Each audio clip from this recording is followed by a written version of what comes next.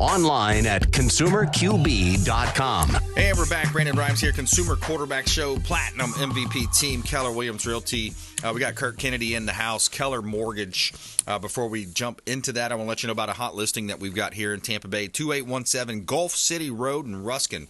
This is a beautiful property, Hillsborough County development opportunity. Attention builders, developers, entrepreneurs. You got 23 acres on waterfront here. This is on the Little Manatee River.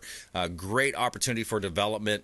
Deep water access directly into the Gulf. Gulf of Mexico access, no bridges. You're directly out into the beautiful waters of Tampa Bay, fishing and enjoying that Florida lifestyle to the fullest. So imagine if you were to build townhomes, condos on this land. 23 acres. We got a motivated seller looking for offers. 2817 Gulf City Road in Ruskin, Florida. You can see all of our listings at platinummvpteam.kw.com. Somewhere sunny and 75. Tell me something good. All right, so good story of the day. Man who prayed for help receives answer to his prayers, and 2 days later. So Amy and her husband Eric were driving to their hotel when they spotted a man struggling to get up the hill in a wheelchair. The couple pulled over and they helped Wayne up the hill, and that's when they learned that he was homeless and he was staying at a nearby motel where someone had paid for his room for a couple of nights. So they decided to, hey, let's go to Facebook. They paid for his room for a couple of nights also for another week. And then they went to Facebook and they posted. All their friends and family quickly donated over $6,300, enough to keep Wayne warm in the motel until the middle of April. They also bought him food and a new wheelchair. Wayne said he ultimately hopes to transition from motel to an apartment, and he's grateful for Amy and Eric's help. Amy told her that he'd prayed for help 2 days before they had met. And he says, quote, "I'm a man of faith. God brought Amy into my life," Wayne said. And that's another quote here from Amy. "We might not be able to change the whole world, but we can change the world for one person." There you have it, our feel-good story of the day. I love that. And we're welcoming back Kurt Kennedy, Keller Mortgage. Welcome back, sir. Awesome. Well, thanks for having me, and what a great story that was. Yeah, those are neat. I love those feel-good stories. Our producers do a great job digging those out. Yeah, the power of prayer. That's right, man. Finding a good story like that, perpetuating that feel-good story. So I had a couple notes here. I wanted to talk about, you want to go rent versus own, or you want to go stats, the delay in stats? That's up to you. Yeah, so let's talk about that delay in stats, because the rent versus own is going to be a great call to action for people, especially if they are renting and they're in a position, the rents are super high. But I wanted to discuss the stats delay, the delay in stats. What I mean by that is in the market, you'll have this news that goes out. Oh, prices are up still. And then if you're looking at the actual market, no. We have, for example, MLS statewide or MLS wide stats, 500 price reductions in the last month, whereas a year ago there were only 60 price reductions. So what's that tell you? It says, okay, well, once those properties sell or expire, go off the market, and they actually close, now that data is going to show pricing is dropping because of the price improvements that were made, the price reductions. So that's my point, is that you're always going to have a delay from what the mainstream media is talking about versus people in the trenches like Kurt Kennedy at Keller Mortgage. Yeah, absolutely. So one thing I would say is I think that there's still an appreciation, but it's decelerating, which means instead of 15 or 20% year over year, we might be at 3 or 4%. Exactly. And what's happening is those asking prices are coming down. Yes. And so, I think that's due to uneducated sellers. And maybe some of the listing agents, not your team, but some of those listing agents not being able to talk to those clients and educate them on what the good asking price is. Yeah. That's the hardest part, the most difficult part, and it's the most pivotal part of a listing presentation. And I'm actually teaching that class tomorrow down in Sarasota. I'm teaching a class called Win with Sellers. And it's interesting because, that's the point in a listing presentation where you're either going to win that client or you're going to lose that client in a lot of cases. Yeah. Yeah, and obviously we, one of the things that we see is if there's no showings, it's priced too high. Right. If there's showings and no offers, still priced too high. Right. But if you have those showings and those offers, that's when you're in the sweet spot. Right. Exactly. And so, to your point, I think mainstream media is blowing that out and saying prices are high. Look at these, the asking prices of some of these houses. But, when those asking prices are coming down to, exactly what you had said, they're starting to fall in line as to where we should be right now. Right. Yeah, there's a normalization that happens because, back with COVID, we had so many people coming from other states that we still have that migration, but not as pronounced as we had before, especially with, the lockdowns and the mandatory vaccines and things like that. So I think people moved at record numbers. And yes, it had to slow down. There was only one way it could go. It had to slow down a little bit, right?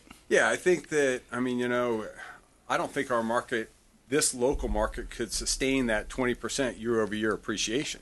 Right. The income just isn't there for those people. And that's the challenge. Yeah, absolutely. But I think that we're starting to see those asking prices start falling into line as to where they should be right now. Yeah. And, I think we talked about this on one of the shows before. If we didn't have the downturn back in 2008 and the upturn in 2018 with COVID, this is where the prices would be right now. Mm-hmm. And so, one thing that we're seeing is, the difference between the downturn in 2008 was the fact that we had risky loan products. Right. I remember doing 100% financing down to a 560 credit score. Yeah. No doc loans at 7 or 5% down, 720 credit score.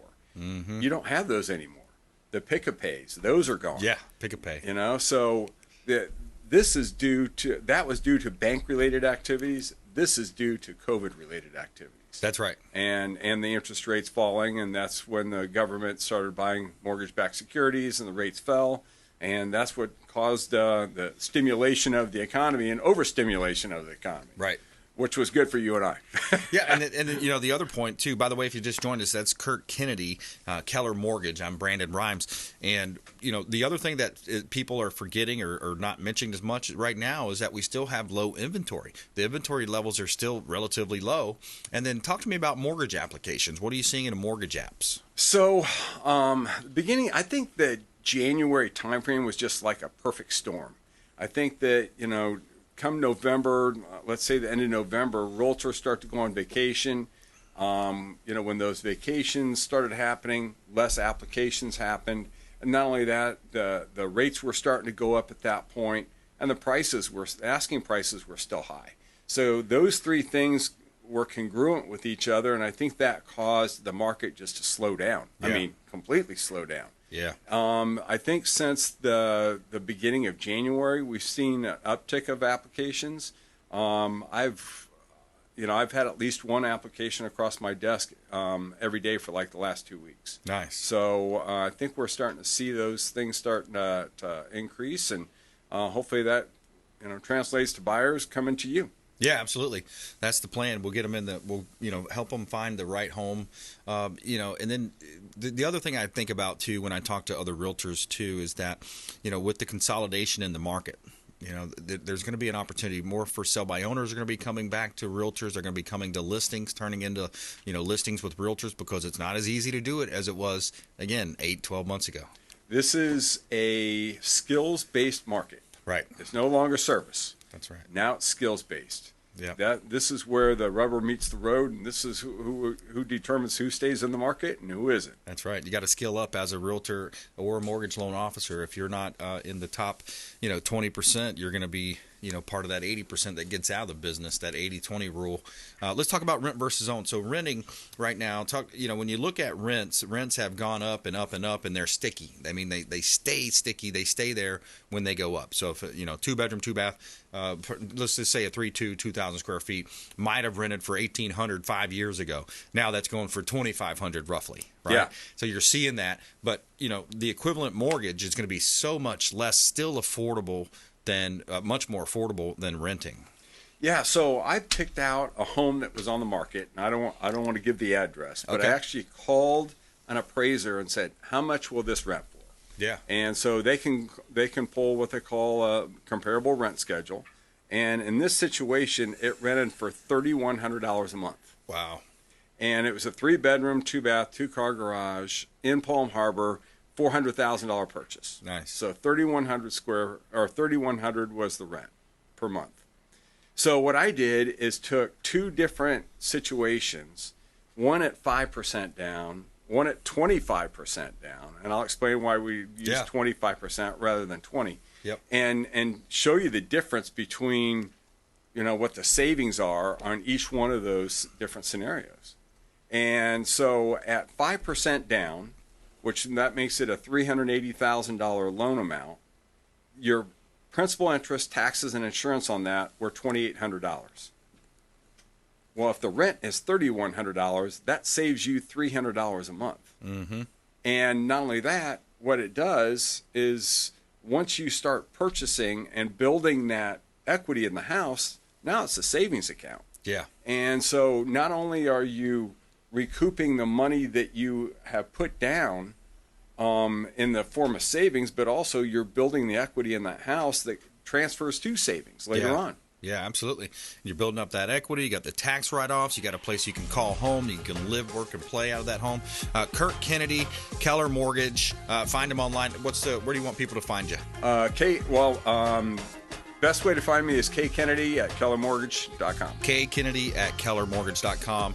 And rent versus own analysis. Reach out to the hotline. We'll put you in touch with Kurt. Do a rent versus own analysis for you as well. Those are great numbers. And renting is definitely not as good as owning. So, hey, another great show. Thanks so much for tuning in. We'll see you next time. Consumer Quarterback Show, consumerqb.com. You've been listening to The Consumer Quarterback, Brandon Ron.